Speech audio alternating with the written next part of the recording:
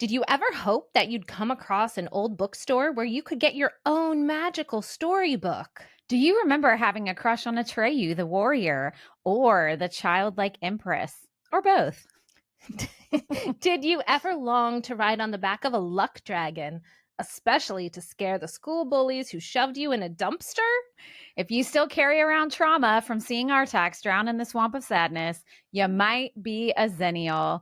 And you might remember the movie The NeverEnding Story. Hi, everyone. I'm Dani. And I'm Katie, and you're listening to Generation in Between, a Xennial podcast, where we revisit, remember, rewatch, and sometimes relearn all kinds of things from being 80s kids and 90s teens. And today we are talking all about a favorite 80s movie of mine. I cannot wait for this discussion. I'm so excited. The NeverEnding Story. Yes. I seriously love this movie so much as a kid, which you are probably not surprised at all now that you've Not seen at it. all. Now that I've seen it. And I watched it on VHS like repeatedly. I still remember the case. Like it was one of the paper cases that you pull the movie out the bottom. Yep. Yeah. So Katie, do you have any childhood memories associated with this movie? I knew even less about this movie than I thought I knew. That is so good. I'm so glad. I was like, yeah, it's the one where the grandpa's telling the kid a story. And she's like, that's the Princess Bride. And I was like, oh, then I literally know nothing about this movie. I don't know how. I mean, once I saw the Luck Dragon, I was like, okay, I've definitely seen that before, but that may be more of a pop culture thing, not because I've actually seen the movie. Also, it's adorable. It's like a puppy. I love Okay, so him. you did like Falcor? I did like Falcor. Okay. I was like, if she says she doesn't like Falcor, I'm walking out this fucking room done. I mean, no. We'll get there. I love Falcor. We'll get there. Okay. But a negative, not negative in a bad way, but like zero memories of this movie. I love that. None. So your first time watching it was literally yesterday. Yesterday. Well, overnight into yesterday. Of course, because Katie has no time to watch movies. I was up late for just craziness at my house. And so I was wide awake. So I was like, you know what? I'm just going to watch it. And it was late for me. Like I go to bed midnight. early. Yeah. And it was midnight when I started watching it. I didn't finish it. I watched like 40 minutes of it and then watched the rest the next day. Ooh, that was a pivotal point to make a pause there. So here's the thing about me. I can fall asleep at any point in anything. Like my husband's a huge Miami Heat fan, and I was watching it's basketball. Okay. I was like, see, there you go. Hey, at least I know that much. And I was like, oh, I'm gonna watch.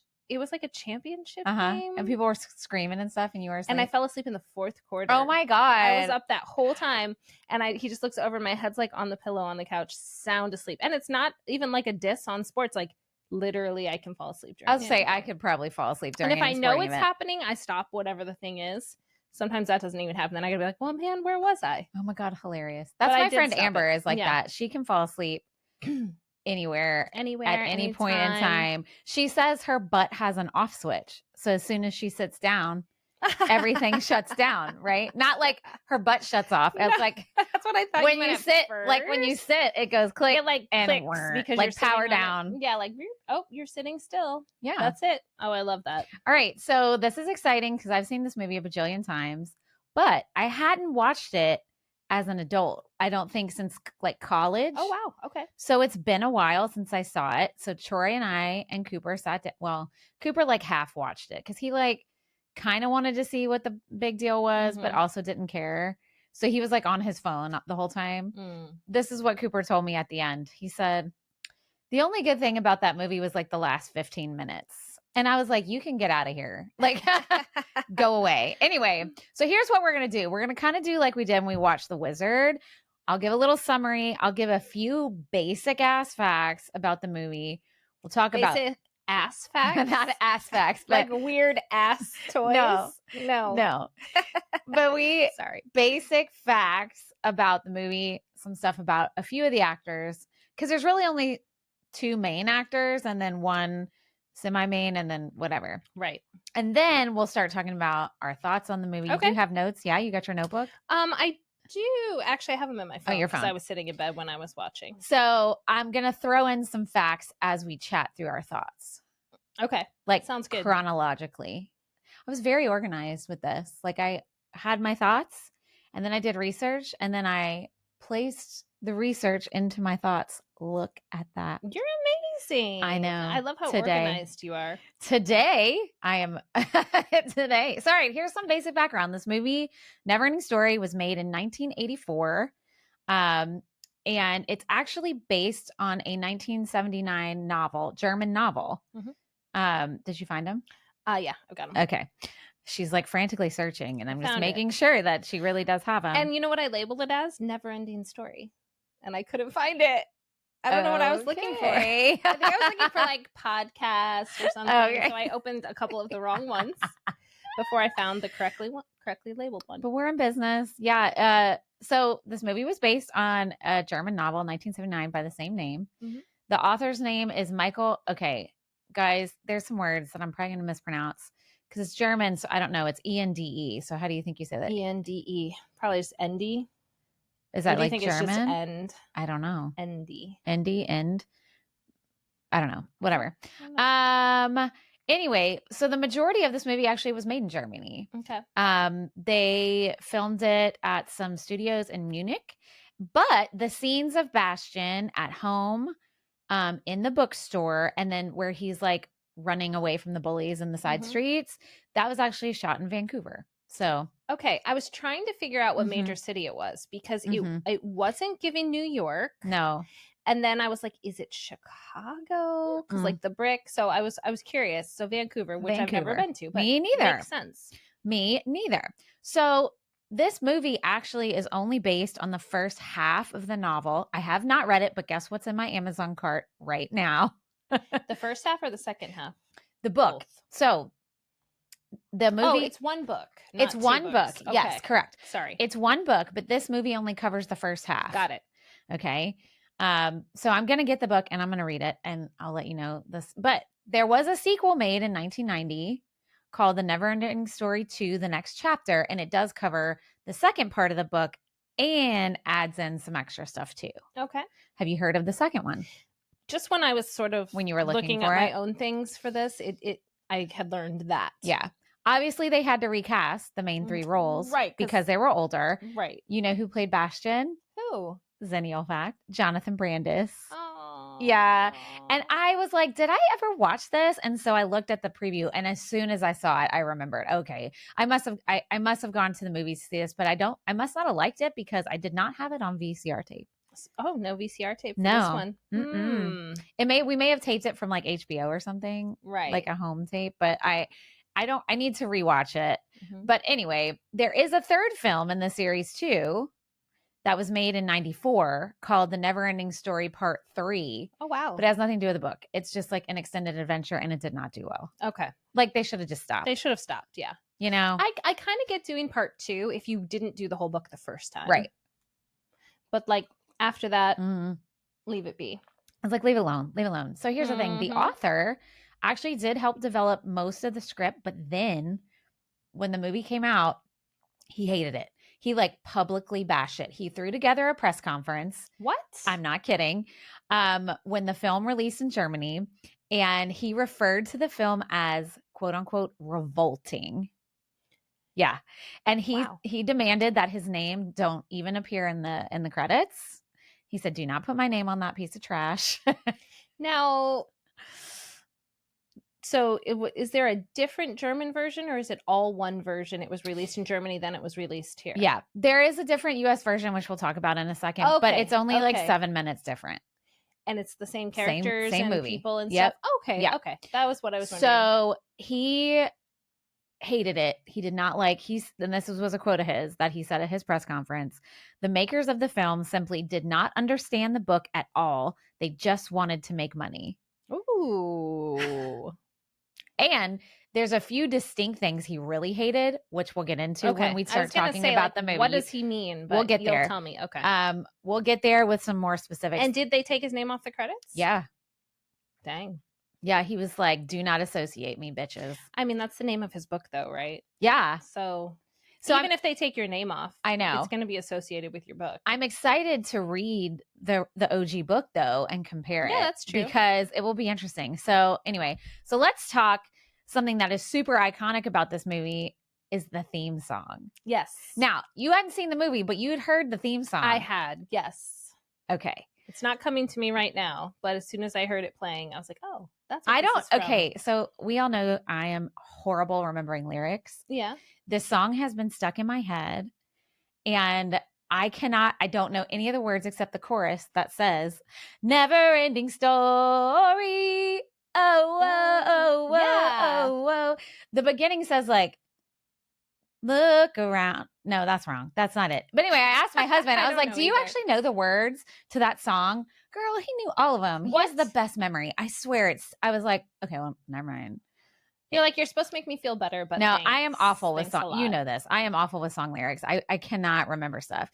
So anyway, the theme song is like epic. It is iconic 80s theme song for a movie. It was written by a man named Keith Forsey. It was composed by, this is such a fun name, Giorgio Moroder. Ooh, I like that. That's a fancy name. It's performed in French and English by a pop singer by the name of Limahl, Limahl, Limahl. Is he French or American? I don't know. Okay. I didn't care enough to look that up. Seems French based on that name, but who knows? They have additional vocals on there with Ann Calvert and Beth Anderson. They're the ones that are in the background. Okay. But anyway, it actually is not in the German version of the film. Right? But the song reached top spot on music charts in Sweden. Okay. And in Norway, and it hit number 17 on the US Billboard charts. Okay. And it sold more than 200,000 copies in the UK. Dang. So it was kind of like a worldwide almost phenomenon. Yeah, like an international hit. And actually, in recent years, it had a resurgence. Did you watch Stranger Things? No. Okay. So in season 3, in the finale, the character Dustin and his girlfriend sing this on the phone. I don't want to say too much because if y'all haven't watched Stranger Things, no spoilers, but they sing it on the phone. Oh. And so then people there's a reason why, like, that's pivotal to the plot, and I'm not going to say it. Mm-hmm. And so when that episode aired in 2019, the song had this new resurgence, and Spotify streams for the song increased by 400%. Dang. Yeah. So quick side note to that. I went and saw a musical this weekend called Stranger Sings. Yeah. It's funny. I've watched like it. A parody. Yeah. And it was funny regardless, but it did make me like, I really should watch Stranger Things. Yeah. You're not going to get, I'm surprised you enjoyed it because it's like a whole inside joke, that whole parody. And I kind of picked up on some of the things, like after the jokes were a couple times, I was like, oh, so this person must be like this, or this must happen to this person. But it just made me like, okay, I really need to actually watch this show. It's good. Now, 8 years later or whatever. Well, season 5 is about to come out, so binge it up. All right, now's the time. Now's the time. It's really good. And it's got so much nostalgia in it. That's part of the fun of it for like people our age. I feel like part of my job as a podcaster is to watch it. It is. So I can just be like, this is for work. I didn't watch it till last year. Okay. Mm-hmm. I was way late to the party, as I usually am. Me too. Okay. As is Chex. So here's another little interesting fact, and then I'll tell you some stuff about the actors. So Steven Spielberg actually helped Wolfgang Petersen cut the US version of the film. He needed to kind of quicken the pace a little bit. So Steven Spielberg helped him to kind of edit it without taking anything big out.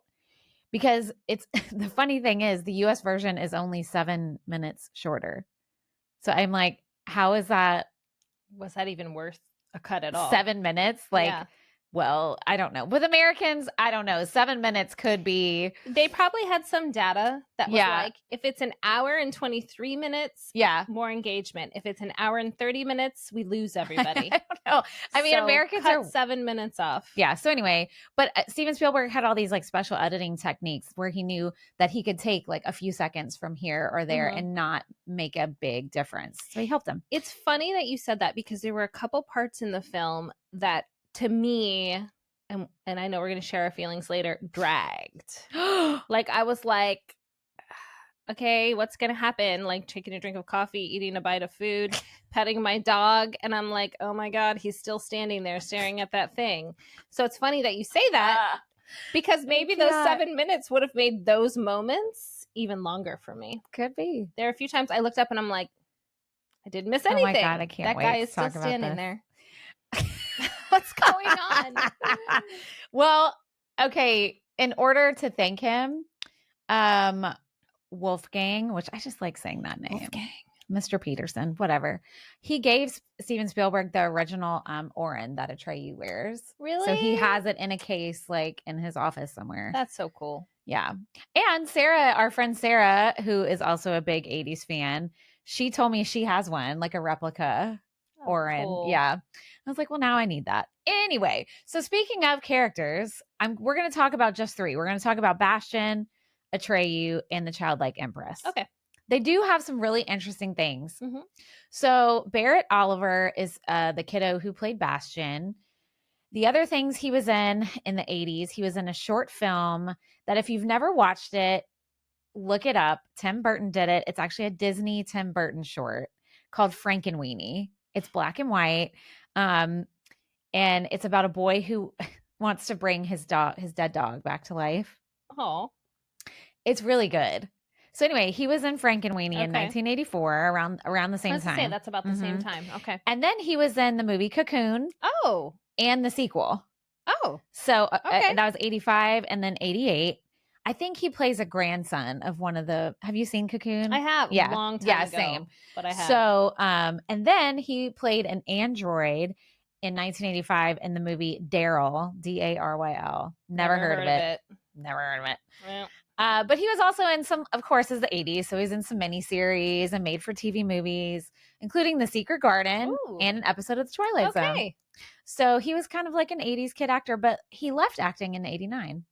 Yeah, he wasn't in it very long. And he eventually shifted his interest and his focus to photography, specifically 19th century techniques. What? I know.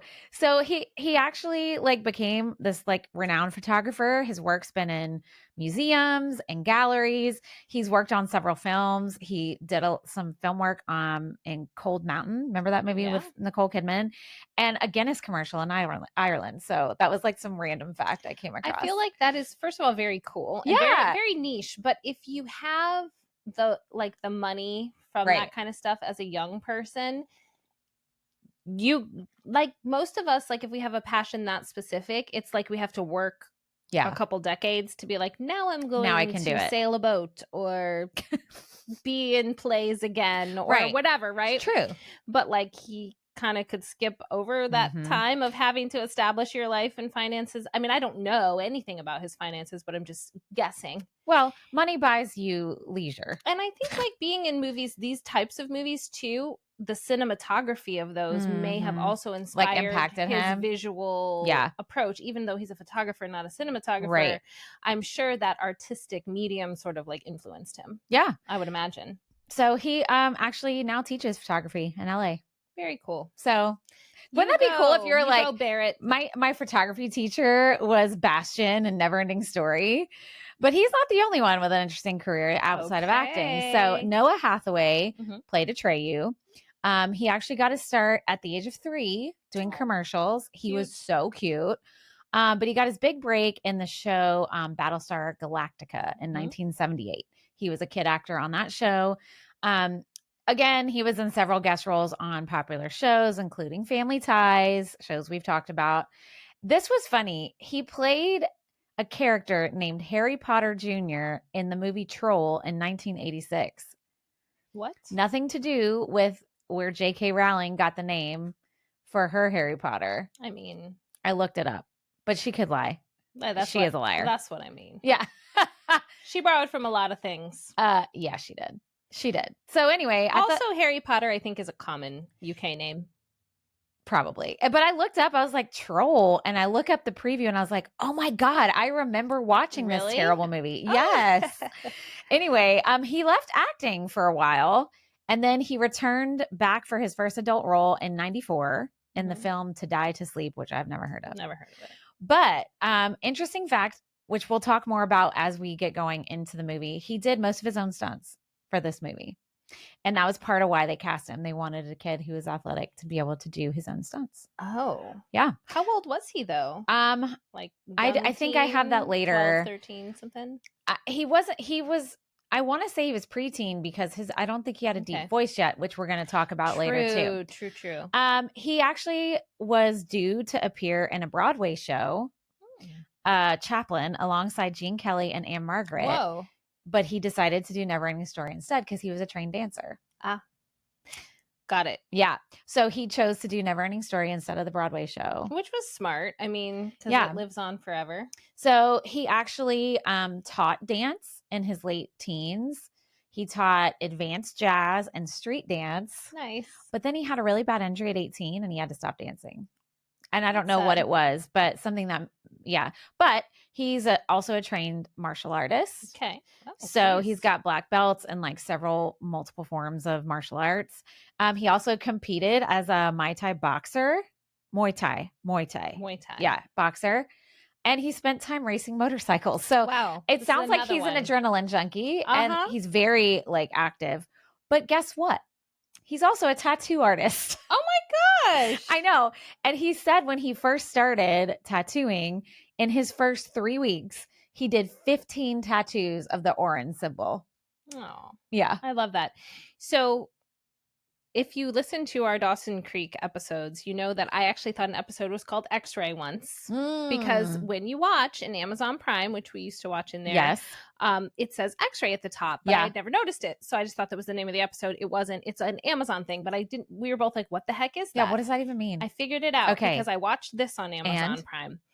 It is when they insert like all the different trivia and comments throughout the movie. So did you watch it? So I watched it that way. Okay. So I saw some facts as they were coming say this? through. It didn't say all of that, but it did say he was actually injured 3 times in the filming. Yes, of the movie, which I have which more. you have later. Okay. I have later. But I was like, oh, because you can like have X-ray turned on where you're watching. So it's like pop-up video. Remember pop-up video on VH1? Yes. And it's like at the bottom. So it's not on your screen, but like a couple times. And what's really interesting is if it's something that's a spoiler, it's blurred until you click it. So it'll say spoiler warning. Oh, that's so nice. They're like, when this I'm totally made up. This didn't happen in this movie, but like when so-and-so like dies in the blah, blah, blah. But like if you're not to that part of the movie yet or whatever, or it's like that scene, so you can choose to like read those or not. Nice. So that's what X-ray is. I did. Of course you did. I knew I wanted to know it was going to happen. See, I hate spoilers, but I feel like you don't mind them sometimes. It depends. It depends. Yeah. I don't want to know who like the killer is. Yeah. But if you're going to tell me like, I don't know, like something that happens with are they puppets in this movie? Shit. I don't know. Then go ahead and tell me. I don't know. There is some puppetry. But anyway. So. All right. So that's Bastian and Atreyu. Now we're just going to talk about the childlike empress. Mm-hmm. She had some interesting facts too. Her name is Tammy Stronach. She has been a dancer her whole life from like a super young age. This was her first film. And then she didn't act again until 2008. Dang. And she was 11 when she was cast in this movie. She said it was never her intention to be a child film actor. And she pursued a career in dance and theater. That's what she wanted to do. So it was kind of a fluke that she got cast because when she went to this, when she auditioned for this, she didn't realize it was for a movie. She thought it was a play. I did see that on X-Ray. Yeah. But then even though she decided to not continue acting, she said producers kept sending her scripts, but most were weird and inappropriate for her age. Oh, I hate that so much. Because she was a beautiful child. She's gorgeous. Another funny thing was she lost 2 of her front teeth during filming and she had to wear fake teeth. And you can kind of tell because she talks with a little bit of a lisp and that's why she had fake teeth. Aw. I know. Isn't that funny? That is really funny. But that's really all I have about her because there wasn't, she that was all I saw too. I did see the thing about the teeth. Yeah. In X-Ray, but that was it. And I never thought about that when I was a kid. But you probably didn't hear it. I don't think if you're not listening for like the lisp or whatever, you don't hear it. True. True. Yeah. All right. So let's go. Let's talk about our rewatch. That's all my basic facts. I have more. Okay. As we go. I want to know what the first thing you wrote down is. Oh, okay. Wait, should I ask you? Okay. Before we get into it, should we do laugh at the first thing? Okay. Can't wait. So if we had to give this a rating between 1 and 5 stars. Oh God, look at her face. I can't. I wish y'all could see the eyes. Should I go first? Yeah. Well, I'm going to say 5. I guess I would probably say like 4. Oh, all right. I would say 4. All right. Yes. Yes. Let's go. So you would- like this better than Labyrinth? Yeah. Okay. I did. I don't think I would watch it again.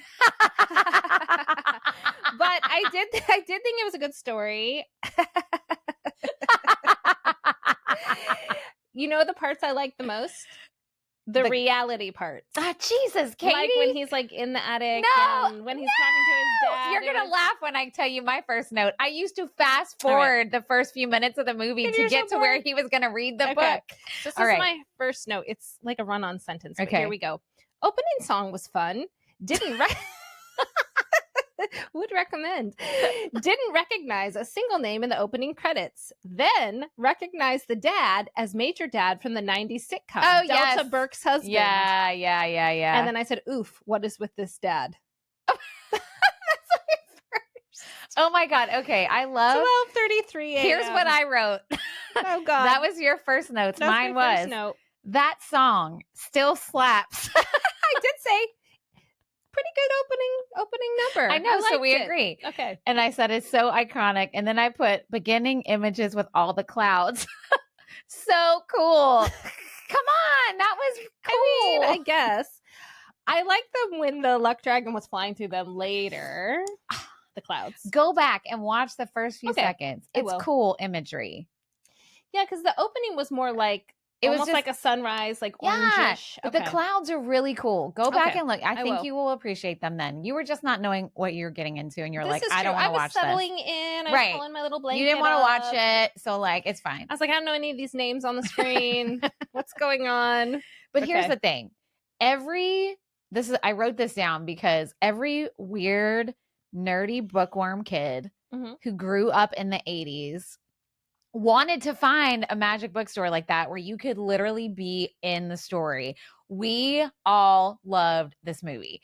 Like, if you were a weird kid like Bastion, you're kind of I'm raising my hand. For example, me. That's why we like loved it so much. And that's why I'm saying, I think if you would have watched it, you weren't a weird kid, but if you would have watched it when you were a kid, I think you would feel different now.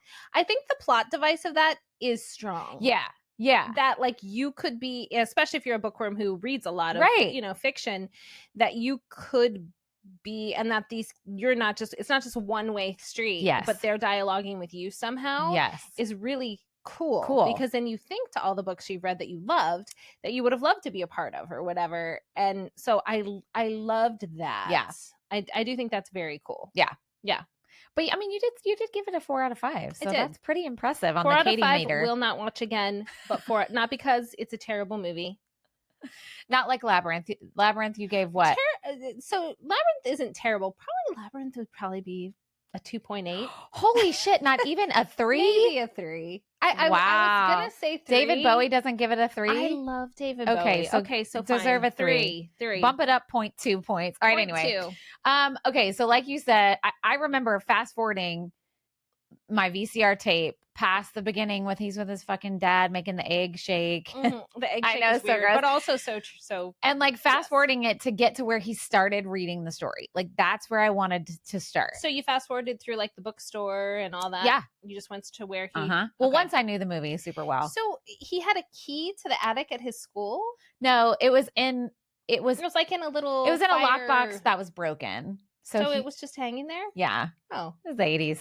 Okay. There was no security. Yeah. I'm kidding. They're like, broken box. Who gives a shit? And the skeleton in the attic, was that was that like a decoration, or were I don't know. Believe someone died up there? We did in my house. We were like talking. We're like, how come in movies like every attic anywhere has like just all this cool shit that's like sort of organized into a mess? Like our attic has probably like dead ants and like maybe alive ants. Our attic was not it either. Yeah, I mean for real. But anyway, okay. So something I did a trivia point I will say. You know, the land in the book is called Fantasia. Yes. So Troy was like, well, couldn't they have thought of something more original than Fantasia? Hello, the Disney movie that was from the 50s, 60s or whatever. Right? Yeah. Well, I found out the author did not name the world Fantasia after the Disney movie. The book was written in 79. I don't know when Fantasia came out. But the original German name for the land was, you can see, I'm going to just try Phantasian. Do you think that's right? Phantasien. Fantasian. Oh yeah, with a PH. Okay. Yeah. In German. Okay. And the English translation of the book calls it Fantastica. Okay. And the movie's Fantasia, they said it's a closer translation to what the author called it in the book. So the English translation of the book, Fantastica, is not as close of a translation to Fantasian as Fantasia is. Does that make sense? It does. Okay. Word, whatever. So in case you were wondering. In English, we use like fantastic right to not mean something it just means something that's great or good or we like, not a phantom from another area. So or fantasy or whatever. I get that. So, but Fantasia's also not very original. They couldn't have come up with something else. They just wanted to be close to the German. Yeah. Okay. I think that was kind of their goal. And I'm wondering too, since the author did help develop some of the script, I wonder if that was one of his things. Right. That seems like something that he would say. Yeah, like, hey, that doesn't Fantastica is not what I meant. Yeah. Yeah. But also, maybe. Fantastica is a fun word. Fantastica. Anyway. I like it. All right, what else you got? Oh, sorry. You just keep going. I'll just chime in. Okay, so once he starts reading and they're in, Fantasia, I remembered when they showed all the little characters, I loved that sleepy bat. Mm-hmm. Do you remember the sleepy bat? So cute. Isn't he so funny? Adorable. I loved him so much. And the fast snail. Oh yeah.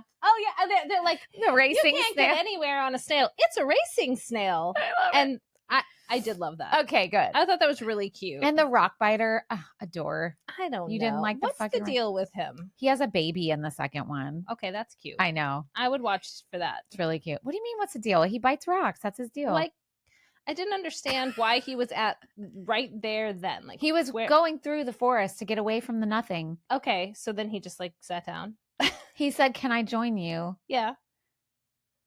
And that's it? I don't know, community. I don't know, Katie. You're like, what was his purpose in going? He was trying to get away from nothing. He was trying to see what they were doing.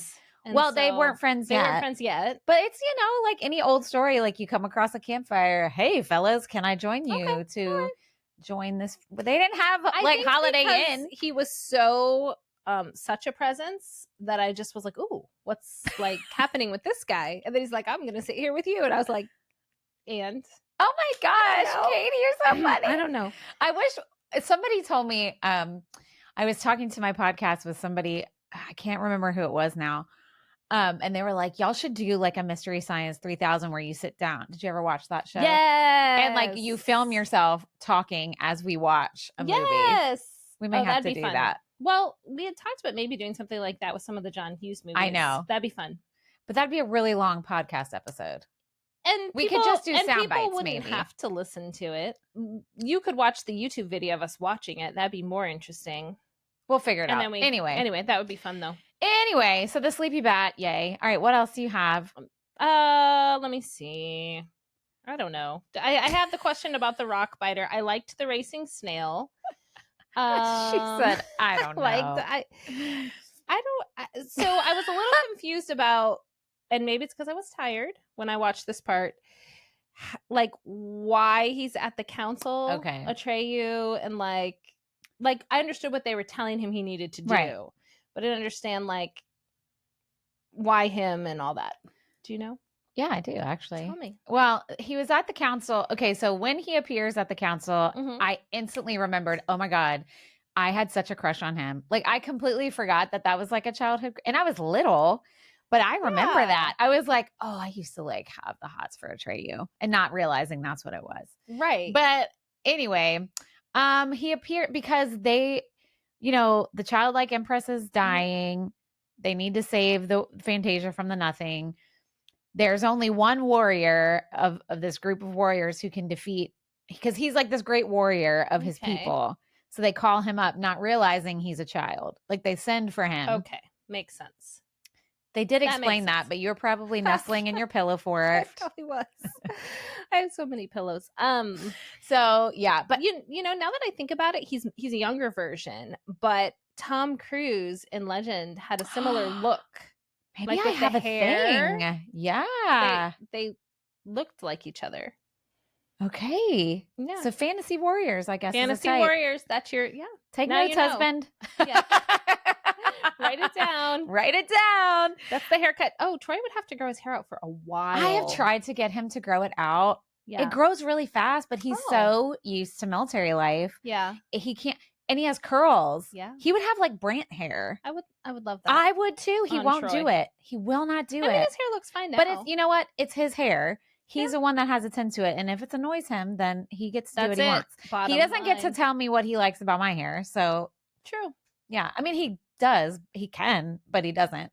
I'm just going to tell both of you what I like about your hair. And you can do what you want. I liked when your hair was purple, but you didn't keep it. So. I'm actually liking it dark. It's like actually kind of fun. Yeah, I like it too. Yeah, I like it. Anyway, all right. So I have a bunch of trivia. Mm-hmm. So the council scene and Fantasia, I've got a bunch. So this I had not heard about, and I had to look it up after I read it, and it was the funnest Easter egg. So Fantasia is supposed to be like a realm where all fiction resides. Okay. So the director decided to make some additions to that council scene where they're meeting. All the characters in that scene are meant to be representative of various fiction tales. Okay. So as like an Easter egg, there were characters added from other films. So if you go back and watch this, like I said, Wolfgang Petersen was a good friend of Steven Spielberg. E.T. is in the scene. He's in it? Yes. And not like for like, you have to like, you know, he's like in the background. When the camera first comes, you see him from far away. You can start seeing the characters. Okay. E.T. is there as well as some Star Wars characters. You can see Chewbacca, Ewoks, Yoda, and C-3PO. Oh my God. Okay. Plus, there's also Mickey Mouse and Gumby. Gumby? Yes. What? Yes. Wow. Okay. So go back, everybody. If you're not driving a car, I know a lot of people listen to us when they're driving. Yeah. Pause it. Remind yourself later and go look it up. It is really, that's probably the funnest Easter egg I think I've ever learned doing research. So cool. Yeah. I love that. Another fun piece, Atreyu's skin is actually green in the book. Did you see that? I saw that. I think that's pretty common. Like, and they said they tried it. Yeah, they did. They tried to paint it for the film, but it just didn't. It just didn't translate. I think that's okay. I think it's fine. I don't think it adds or takes away from the story. Same. But I don't know. The author may have been pissed about that. But anyway, so this was interesting. So Noah Hathaway was like a guest speaker at a Comic-Con thing. It's called Dragon Con. In 2010, he revealed that most of the lines you hear in the movie are not his voice. What? Yeah. He said another actor was brought in to dub over his voice that had a lower pitch and an accent. Wow. And the voice actor is not named in the credits. So I'm interested about that whole thing. Like, did he get paid? I'm sure he like did. A one-time shot, but then they didn't name him, so they didn't have to give royalties? Maybe. Or just signed a confidentiality agreement because maybe they didn't want people to know it was dubbed over. Which is why I said he must have been. I should have looked up how old he was, but it doesn't really matter. No. So he must have been before his voice changed, right? And so they wanted the actor to have. They needed to have a different voice. So he said most of what you hear is not him. Yeah, I mean, that does feel kind of like an 80s thing to do in a movie. Like, does. I think nowadays people wouldn't really care and they'd think it was kind of cool. But they were, again, making children older, appear older than they need to be. Right. You know, happens to boys too. Sure does. And so, you know, his regular voice for being that age wasn't deemed acceptable for this hero's role, so they brought in somebody else. Yeah, so there's that. Also, speaking of voices, Rockbiter, Falcor, and Gamork, that's the scary wolf, they're all voiced by the same actor. That's cool. His name is Alan Oppenheimer. Okay. Oppenheimer. Probably Oppenheimer. Cooper was like, is that the Oppenheimer? And we were like, no, that's no relation. No, really. Well, I don't know. They could be related, but I doubt it. It's just not the same person. No. So it was all the same voice. And actually, Troy figured that out. He was like, he paused it, and you know, you can pause it and like see. Tells you who it is. Yeah. So that was interesting. Also, this is just a random music fact. The metalcore band Atreyu is named after this film. Yeah, makes sense. And then Korn actually had an album called The Nothing. And they also said it was because of this film. Aw. Mm-hmm. I love that. Mm-hmm. I love how it influences it. And back to the voice actor thing. Oh, yeah. I love how really good voice actors can do so many voices. I know. And it's not even like impersonations, although most of them can also do Yes. impersonations. It's like making up their own voices, Mhm. but they can, and like if you think of like a Frank Oz, you can Oh, yeah. kind of hear it in the Yoda and the Miss Piggy, like if you really listen, but they're still two different. very distinct voices. And a lot of the actors on The Simpsons are like Yeah. that. They voice several Frank characters. Azaria? Yeah. Oh my Yeah. gosh. All over the place. Bajillion characters. They're so good. And we have a couple friends who are amazing voice. Carlos and Amazing. Tom are like, Oh yeah, they're really. they you're can right. impersonate and they can create all Create kinds of voices. Yeah, totally. Yeah. Anyway. All right. So what else do you have before I start talking about the death scene? So first of all, that's one of the things I had. I just went ahead and scrolled through that one. I didn't watch the whole thing. You didn't watch it? Once he started to sink, I was like, I'm good. Because I already knew it was going to happen. I know. And I was too sad. I've been on a very I've always loved animals, but I've just been on a very I love animals so much kick lately. I don't know why. You're like Elmira on Tiny Toons. I hated them before, but now I don't. No. I've always loved animals, but I just I know what's going to happen. I can't watch. So just wanted to tell you that. Well, I will give you good news. No animals were harmed at all in that scene. That's good. So, I mean, because it was the 80s, so sometimes you don't know. you Like, never laws know. were a little wonky. I mean, children were harmed in this movie. I know. So. No, the horses were fine, and I do have some facts. So the Artax death scene, I said, this is why all 80s kids have anxiety. Right. Swear. Because, I watched that when I was 5. Oof. Yeah. Right? Yeah. 80s movies were wild, y'all. Okay, so here's the deal. Noah Hathaway, again, he has so many good interviews where he just told all this cool stuff. I love that. So thank you, Noah Hathaway, for filling us in. He actually said the director was a perfectionist who sometimes required 40 takes before he was satisfied with one scene. Dang. Which is very rare in movies and TV and such. So Hathaway actually said a 3-month movie turned into a full year. Yep. Dang. And he said there are 2 iconic scenes. This one, Artax's death scene in the Swamp of Sadness. And then where the giant turtle comes out, he said it took 2 months to shoot those scenes. Just those 2 scenes. Each or together? Either way, it's I don't know. But either way. Because they're not long scenes. No. Yeah. Another reason, though, that the swamp scene took a long time to film wasn't just because he was a perfectionist, but it was because of the horses. So most horses won't walk into deep pools of mud if they have a choice. Right. They know that looks stupid. I'm not doing that. Correct. So it took 2 trainers 7 weeks to teach the horse playing Artax to stand still. They had a hydraulic platform. So he just went down. That would, and it would put him in the swamp and just lower him down up to his chin or whatever. So they had to train him to stay calm and do all this stuff. So it would just lower him down without him trying to swim or run out. Right. So 7 weeks. But they actually used 2 identical horses for that scene. Uh-huh. And they were, professionally trained. So they didn't train them before filming? They just showed up at filming and they were like, well, now we have a 7-week training on our hands. What? I don't know. Or maybe they didn't know. But I don't know how everything goes with a film. You probably don't start training animals until you start the process of making the film. I suppose. Yeah. Right? I don't know. I feel like if it's going to take a month or more to train, you would know in the script and start training them. But then if you don't have probably the in the film process. Yeah. You don't have the money. Right? Right. And it could have been the kind of thing they maybe weren't even sure how they were going to do it until they were on set. And then they had to figure out the mechanics of it. Right. And how they can get the horse to do it. Right. Safely. Correct. Yeah. So, yeah, it took them a long time. They had 2 horses. They kind of alternated between the 2 horses. Okay. So, but both horses were unscathed. Good. Maybe traumatized like all of us, but. Well, hopefully not. I know. Hopefully they got lots of treats. Speaking of animals, let's talk Falkor. Okay. I'm so glad. I was like, she has to love him. She has to love Falkor. I loved Falkor. The only thing I didn't like about Falkor, Uh-huh. I didn't love the voice. Oh, really? I know Alan Oppenheimer is mad at me somewhere, but like, I don't know. It just didn't match. I don't know. I just would have thought Okay, of like so let's hear your voice. cuter voice. Oh gosh, what's a line he says? Well, I'll tell you what Cooper didn't.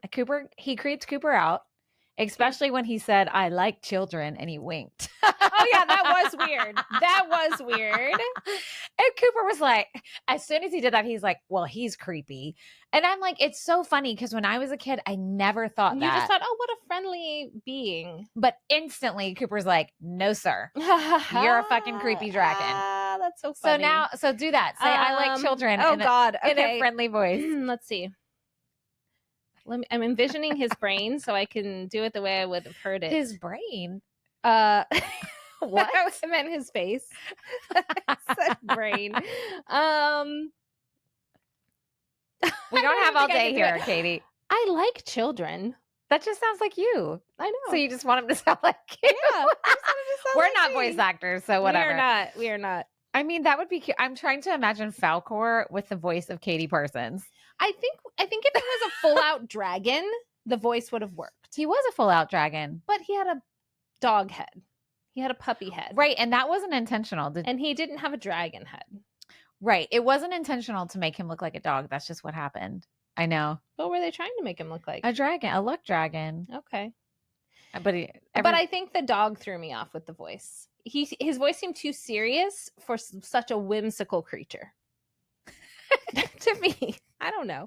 I mean, I get that. You know, that's the only thing. But I did love it, and I loved when Atreyu woke up, like napping on him. I know. Oh my god, I love that. It was so cute. Adorable. And look, every '80s kid who saw this movie dreamed of riding on Falkor. Oh yeah, every '80s kid. I still want to, and I'm almost 45 years old.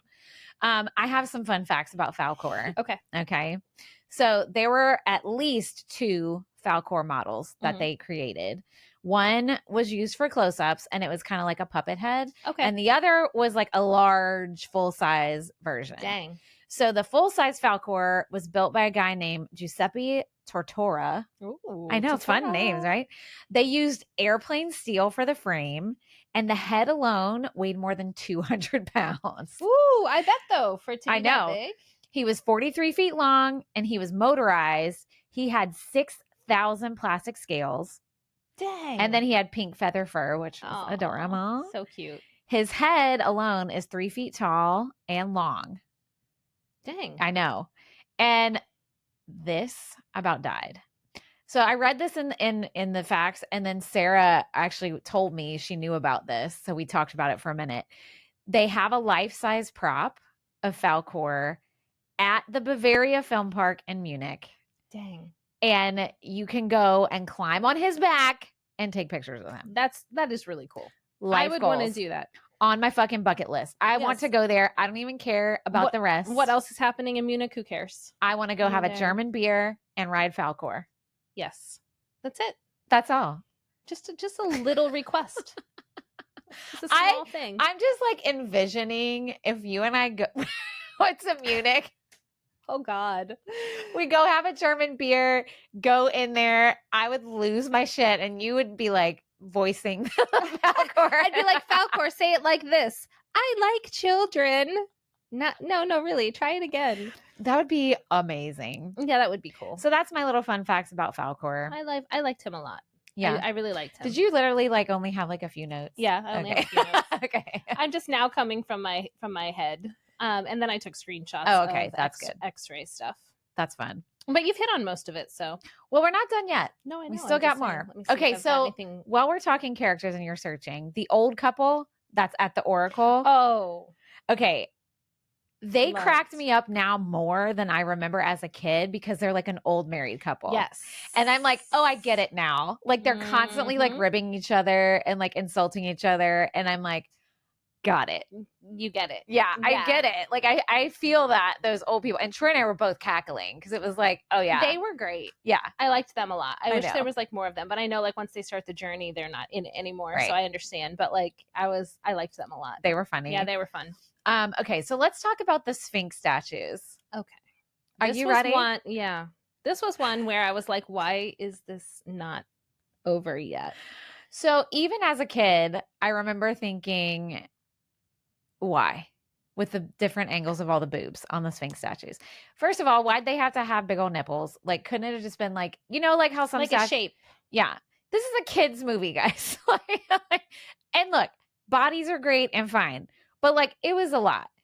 In fact, this was one of the parts of the movie that Michael Ende or however you say, hated. He hated the Sphinxes. And let me tell you what he said about him. He said, quote, "The Sphinxes are quite one of the biggest embarrassments of the film. They are full-bosomed strippers who sit there in the desert." Dang. So how were they described in the book? I don't know. I haven't read it. Not the way that they were portrayed there. And like, and even Cooper was like, okay, like that's a lot, because it was like not only like a glimpse of him, it was like close up, and then it was like the under boob, and then it was the side boob. Because this is the scene that I was like, why is this taking so many frames? Well, why do you think? We needed all the angles of the boobs. Well, I didn't like it. I didn't either. I don't need that. If you're gonna cut out 7 minutes, Steven Spielberg, why don't you cut out 8? You want to know why? A minute of the boobs. You want to know why? Why? Patriarchy, misogyny, so. Leave the titties in. Yeah. Put a little mermaid shell of it. Like, or not even just like not make linger. it a statue. Like, just make it yeah. Just don't, because the coolest linger. part of those was like the eyes. Yeah. Like well, he didn't like the lasers either. Oh, okay. So I don't know in the book. I will get back to you guys. What he would have expected. Yeah. Yeah. I don't know, but he hated it. Okay. I can see why. I mean, I did too. Yeah. Same. I agree with you. But Michael, it was funny how like the old guy was like in the thing. In the telescope or whatever that was. That was so funny. We're like, no wonder he watches that all the time. Yeah, he's like, it's just my little spot where I come and sit. No biggie. No big deal. I just stare at the stone boobs all the time. Oh my God. Okay. So then the scene where Atreyu's riding Falkor and the music starts, that was the amp up moment.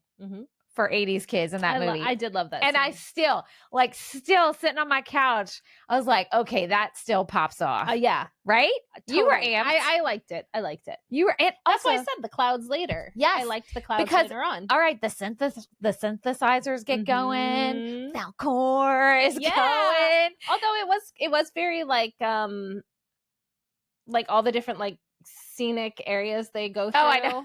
Was a little corny. I know. It reminded me of Soarin' at Epcot. But I said the same thing. Well, I said it should be a theme park ride, so somebody needs to come on. Needs to. Yeah. I mean, Disney doesn't own NeverEnding Story, but no, I don't, and neither does Universal. So I don't know. But somebody's missing out. Somebody in Munich needs to make this. Somebody needs to make a theme park that is all 80s nostalgia. That'd be amazing. That'd be amazing. And Falkor could be like the ride of Falkor, the Legend of Falkor could be one. Oh, the Legend of Falkor. I love it. Oh my God. Except somebody take this idea. New voice. Yeah, with the voiced by Katie Parsons. Everyone would be like, that ride was great, except for the voice. He sounded like a princess. When did Falkor become a princess? Hello? Okay. So that was all fun stuff. Can we talk about the nothing right quick? Yes. So the metaphors for the nothing hit me different as an adult. Okay. What did you think about it? Did you just take it for surface value? I think so. Oh, okay. Was I supposed to think more about it? I don't know. I was just very deep. Well, I had a glass of wine, so I was feeling very deep into my thoughts. Because as a kid, the nothing is just like ruining everything. But as I was sitting there, I was like, okay, but are there also metaphors for like environmental stuff? Like we're ruining, like it takes over everything? Or is it just like how sadness and depression feels like the nothing as it washes over you? Like everything's wiped out? Yes. That's where my brain went, guys. I got super deep just for a few minutes. I like that though. It's like that. Well, you probably don't like it. But the wasteland, right? Yeah. Like that idea where. Yeah. It hit me a little different as a grown up. Like, did it make you sad when you thought about all that? Or were you just oh, I think it means this? Yeah, it made me sad. It made you sad. But then I was like, and I remember going like this to my husband, like patting him because he was sitting next to me. And I was like, oh my God, like the metaphors are so deep. And he's like, okay. I'm trying to watch this stupid movie. Shut up. No, he didn't say that. But he would never say that. No, he would not. I mean, he would, but not in that moment. That moment didn't warrant it. No. Right. But okay. Well, you didn't have the same deep thoughts. You were just trying to get through. I was. All right. So then another sad part. The quote that I will always remember when the rock biter and that scene at the end where he's like, these look like good, strong hands, don't they? But I couldn't save them. Ugh, come on. Yeah. And he said it like 3 times. He's like, they look like good, strong hands. But or whatever. I don't remember the rest of it. Yeah. I just remember that part. But he couldn't save his little friends. Oh, sweet. Oh, me. And that's very relatable. Right. Because you can have all the things in the world. Correct things, whether it's knowledge or equipment or finances or whatever. Not to get too deep or morbid, but like you can't necessarily save someone from something unexpected or an illness or the nothing. Oof. See? Yeah, I see. I was like deep in my feelings for a little bit in this movie. So are those concepts then, I guess you'll tell us when you read it, that are in the book? Or did they kind of make up their own moral for the movie? I'll let you know. Okay, let me know. It's in my Amazon cart. I'm waiting to hit buy. I just like add... Well, because I wait. Too. Yeah, I like I put so much stupid shit in there all the time, and then I let myself think about it for a while. Yeah. Actually, today I'm just going to buy it. Yeah. I waited. Anyway, okay, so we're on this final scene, the final few scenes of the movie, and Troy goes, so they have the Gamork, and he's talking to Atreyu, and Troy goes, this was his hot take. He goes, they really did it up with the animatronics' noses in this movie, didn't they? The noses. Oh my God. Yes. And Cooper was like, oh my God, it's driving me crazy. I didn't even notice. But then I couldn't stop. Go back to that scene and watch Gamork's nose. And it's like all over the place, like his nostrils, and it's like moving all around. Like, and I was like, oh man, they really, that was maybe they had a nose specialist on staff. But he was like, they really did it up with the nose. They really wanted you to know that they were expressing themselves through their nose. I was like, yeah. Okay. So this was one of the scenes where Noah Hathaway, Atreyu, got hurt. Okay. So he nearly lost an eye in this scene because the robot that was Gamork malfunctioned a little bit, and one of its claws slashed his face, like right by his eye. Oh my God. Because he like jumps on him or whatever. Also, the robot was like super heavy, so when it landed on him, he like completely lost his breath. Like it totally took his breath out. Yeah. Jeez. So it injured him pretty badly, and they only ever got one shot of that scene. So what you see in the movie is when he got hurt. I mean, for this director, that's amazing. But what are you going to do? Like, you can't risk actually losing his eye and having him get like crushed. Okay, but how scary does that sound? Like a robot malfunctions and like scratches you by your eye. Sounds like a horror movie. And almost crushes you. Right? Scary. Right. It's scary. Danger zone. I don't like it. All right. So moving on from scary, let's talk about the childlike empress. Yes. Oh my God. I remember her as a kid. I was like, she is so pretty. She really is. Isn't she just like an angelic? I think that's it. And it was the soft lighting as well, which we've seen in these other ones. I mean, she was pretty anyway. But yes. And her voice was great. So good. A+ on the voice for that one. And it was really hers. Yeah. Because she was supposed to be childlike. Yeah. I mean, she was a child, but like. Yeah. Is there some sort of like meaning to that the empress is a childlike empress instead of just like an empress? It's just her appearance. Like she's very old, but she looks like a child. So she's childlike. Yes. Makes sense. That's why they call her childlike instead of child empress. Because she's not a child. Okay. Yeah. I don't think she's immortal. I don't know. I have to read the book. I gotta find out. I should have read the book. Let me know. Well, let me know. Yeah, that's okay. That's okay. Okay. I remember thinking how cute she was, how beautiful she was, and I'm like, oh, did I have a crush on her when I was a kid and I didn't realize it? No, yeah. Maybe I did. You had a crush on everyone in this movie. Well, not the dragon. No. It was just Atreyu and the Empress. Good choices there. And the old couple, just kidding. And it was appropriate for my age. But anyway, okay. Do you know the name that Bastian gives her? Did you read that in your trivia? Yes. Okay. Tell the audience. Moon. Oh my God. Moon something. Moon bright or moon. What is it? Moonbeams. No. What is it? Moonchild. Moonchild. Okay. I actually did not ever know. He yells that though, right? He does. But it's hard to hear what he's saying. Yes. Okay. I've never known what that was. And I was actually talking to people in my cast in the green room that I was like, we're going to do a NeverEnding Story episode. And Anthony actually said to me, do you know the name that he calls? And I was like, no. And he said, it's Moonchild. That was the name of his mother. So his mother's name was Moonchild? Yeah. And that's in the book.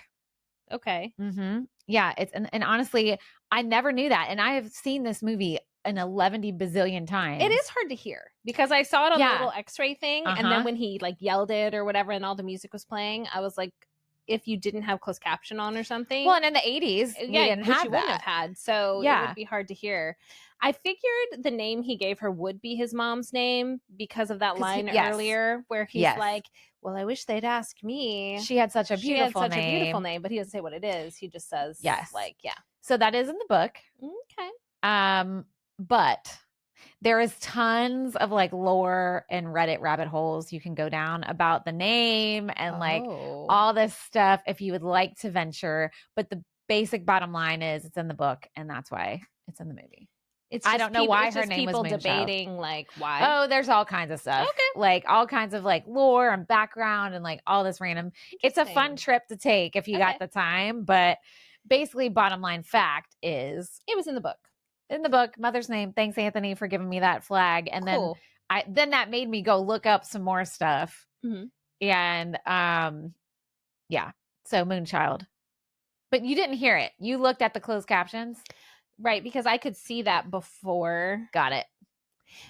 So I don't know if I would have heard it, but it sounds like probably not. Yeah. Based on like what you're saying. I could never understand I wouldn't have known what he said. Because he's yelling out the window into the storm. Right. And I remember as a kid being like, what is he saying? Do you think they did that on purpose so you couldn't hear it? I don't know. Because as a kid, I thought, oh, we're not supposed to know. Like her name is supposed to be unknown. That's what I thought as a kid. You know what I mean? Right. Like it's only supposed to be known in that land. Okay. But also, how much did you love where the Empress starts talking to you? That was pretty cool. Okay, thank you. I'm so glad you thought that. I loved everything about her. As a kid, her scenes that's the best. Look, she's like, and somebody else is venturing into the story right now. And she's like looking, and I'm like, it's me. It's me, Moonchild. It's me. It's me. I loved her. I love that concept. I know. I don't know. I don't it's know. Okay. I don't know. Sometimes I just don't understand why certain characters are who they are and like how, I don't know. I like the idea though that it's okay. You know what it is? It's just fantasy is not your favorite genre, I think. Yeah. And that's okay. Like I don't like some of your genres. That's true. See? That's true. And that's okay. And a lot of 80s movies for kids were in the fantasy genre. Right. And I didn't watch them as a kid. Right.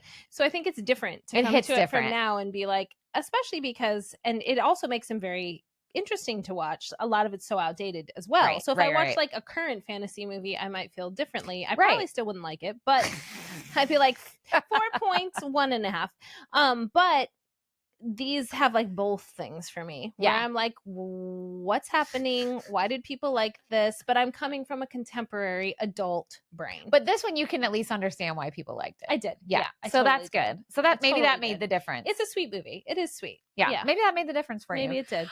Okay. The ending, I loved it. Again, every nerdy, awkward Xennial bookworm. That scene where Falcor's fucking chasing the bullies. Yep. Let's go. And they go down the alley. Yes. And they think they lost him, but he just like squeezes in. Yeah. Can you imagine though if you saw a fucking dragon after you? No. And I hope I never know what that feels like because that's probably the end of my time here on Earth. But what if it's not? What do you mean? What if he's coming to get you to go to Fantasia? Oh. I love how I'm like, no, what if the dragon's coming to get you? I'm like immediately dead, Apocalypse. murdered by a dragon, left in a dumpster in an alley for someone to find. Oh, anyway, it still hits the heartstrings. I Yeah. still love this movie. This movie still hits for me. I really liked it. Yeah. I really liked it. Some movies don't still, but this one, I could watch this all the time. And Jamie and my cast, their dog's name is Artax. Cute. And we were talking about, oh yeah, we're gonna do NeverEnding Story, and he's like, oh, my dog's name is Artax. I was like, what? He's like, thank you for getting that, because most people don't get the reference. Like Artax, like our what? Yeah. Yeah. Anyway, cute. I don't know what kind of dog it is though. Obviously, I didn't ask because I don't like dogs, but I wonder if it's a white dog. I'm sure. What if it's not? What if it? I'll ask him. I need a picture next time. Okay. Say Katie would like one. It's just a ploy for me to see a picture of someone's dog, which I will always look at. Y'all just send Katie all the dog pictures. Seriously, she loves them. I like cats too. Send me cat pictures. You send me the cat ones. I do not care about Dani your the dogs. cat ones. And you know what? I had this thought when I was watching this. I was like, you're gonna be like, what? Of all the thoughts in the world, this is the thought you had. I was like, I think I could have been a horse girl. What? You know how like? What do you mean? Like a centaur? No, like no. No. I know I couldn't have been a centaur. Like a horse girl? Yeah, have you ever heard of like a horse girl? Is a girl who's like girls who like horses, like young women, and they're like all into it. Like their life is their horse. I feel like Jen Raymond was a horse girl, wasn't she? Didn't she tell us that? Swear to God, I thought you meant sit. See, this is fantasy. Mind immediately goes real life, caring for horses and brushing them and like feeding them apples. I'm dead. I think that would have been a very fun childhood. You could for still me. do that. You could still be a horse girl. I guess. Yeah, maybe. It's never too late. Still be a centaur too if you really want to. I mean, I guess. Whatever you say. Oh my gosh. Well, we're at the end. We're at the that end. was fun. That was You don't fun. have any, man, No, you had I like don't have 3 anything else. notes. And honestly, I think like all the things I took screenshots of you mentioned. Let's just check. Oh, it's a picture of me and my dog. Like 5 pictures. Dog. She's checking for her notes, and it's just her and this her is about how he labradoodle. almost lost an eye, which you already talked about. The 2 teeth that fell out of the princess. Is your stomach okay? I'm hungry. My stomach's hungry. Okay. Here's the other one. Noah Hathaway was hurt another time in the movie while learning to ride a horse. The horse threw him off and stepped on him. Oh shit! And then while shooting the drowning sequence in the Swamp of Sadness, his leg got caught on the elevator and he was pulled underwater. He was unconscious by the time they pulled him out. What? I didn't come across that. That's crazy. That was a spoiler warning. That's what it looks like, by the way. Damn. But yeah, like if I was this child's mother, I'd be like, you know what? Let's go back to Broadway. Like maybe that's a better path for you. Let's go be in the Chaplin musical. But it was the 80s of it all. I'm True. sure. 80s parents. They just dropped his ass off. Yeah, they were like 16-hour day. Bye. See you at the end, my friend. Go and take a nap. Oh Lord. All right. Well, thank you for doing all that, and thank you for like letting me into your childhood memories of this movie that I only gave a 4 out of 5 too. I appreciate that. I can't. I'm ready to hear the feedback on this episode because real ones out there are going to be like messaging us like, Dani, you forgot to say this. Dani, you forgot to say. I know, guys. I can't put it all. We've only got like an hour and some change for these episodes. Yeah. But I still like to hear all the facts. That's what I was going to say. I still like it. I still like to hear what. But like, that's why we can't have it everything. Right. Exactly. All right. Well, great job. And thanks everybody for listening to Generation in Between. And make sure you are reviewing us wherever you are listening. Yes. Following us everywhere, including YouTube and TikTok. And if this is your first episode that you found us, I hope you'll stick around and listen to some more. We have like over 100, I think. At this point. Yeah. So something else I'm sure you could be interested in if you really like this movie. Maybe our Labyrinth episode, maybe our Legend episode. There'll be more. Above, and there'll be more. So Dark Crystal's coming. Yes. So thanks everybody for listening, and we'll see you next time.